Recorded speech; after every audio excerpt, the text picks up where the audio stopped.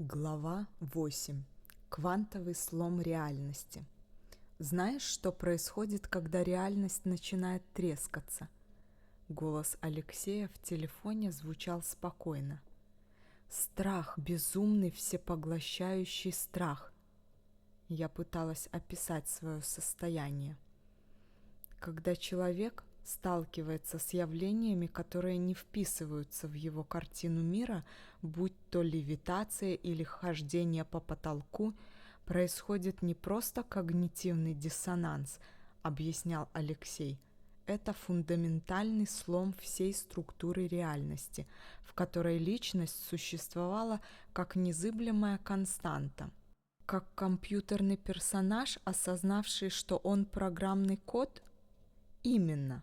Сойти с ума в этом контексте означает не патологию, а буквальное освобождение от ума, той самой программы самоидентификации, которая принимала себя за абсолютную истину.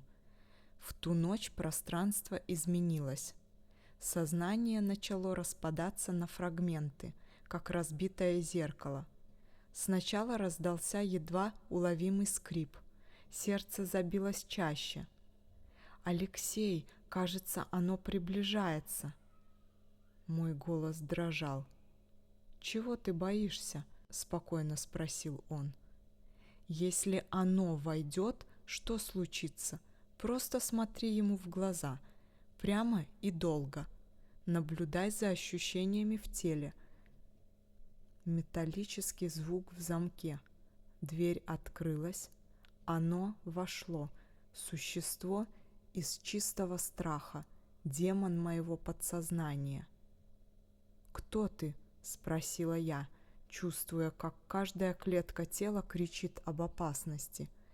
«Я твой страх», — прошипело существо. «Страх умереть, не узнав своего истинного имени».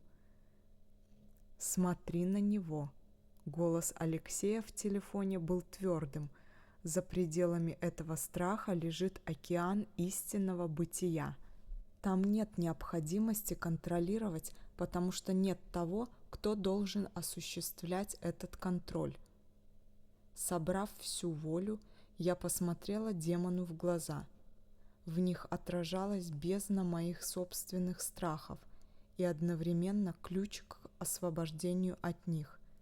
«Это не безумие», — продолжал Алексей, — «это разрушение старой операционной системы личности перед установкой новой, более совершенной версии сознания». Телефонная связь с Алексеем прервалась. Я больше не смогла ему дозвониться в этот день. Глава 9. Крещение огнем. Наутро Алексей сам перезвонил мне. Он был огромным и темным, с глазами как угли. Мой голос дрожал в телефонной трубке. Он сказал, что я ничтожество, что я никогда не найду ответов. «И что ты сделала?» — спокойно спросил Алексей. Начала дышать глубже, сказала себе: «Это не ты, это просто иллюзия». И он исчез. Это происходило среди белого дня. Все было кристально ясным, каждая черта его искаженного лица. После этого начались изменения. Тело словно перешло в другой режим существования. «Алексей, что-то странное происходит», — сказала я через несколько дней. «Я перестала нуждаться в еде и сне. Это нормально?» При депривации сна электрическая активность мозга усиливается. Его голос звучал, как всегда, уверенно. Какова физиология голодания сном? Нейроны сжигают глюкозу и белки с повышенной скоростью. Происходит своеобразное крещение огнем. Воздержание от сна улучшает химический баланс головного мозга. Медициной установлено, что если лишить человека сна на сутки и более, интенсивность электрической активности мозга у него значительно повышается. Поэтому, кстати, накануне некоторых исследований мозга, таких как снятие ЭЭГ, Пациентам в некоторых странах ограничивают сон или заставляют не спать одну ночь.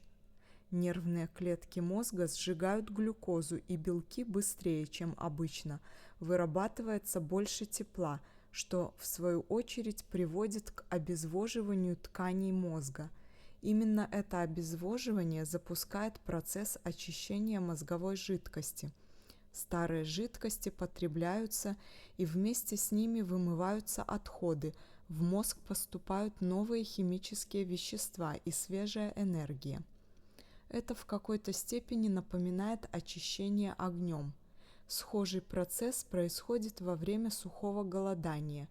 Если такой процесс продолжается не более 7 суток, он вполне физиологичен, то есть идет на пользу здоровью. Как сухое голодание? Именно. Обезвоживание тканей мозга запускает очищение спинномозговой жидкости. Старые жидкости потребляются, отходы вымываются. В мозг поступают новые химические вещества и свежая энергия. Я стояла у окна, глядя на ночной Бали. Знаешь, что самое странное? Все началось после одной бессонной ночи. Обычный джетлаг, ничего особенного. А что ты чувствуешь сейчас? Будто стою на краю пропасти и смотрю в бездну.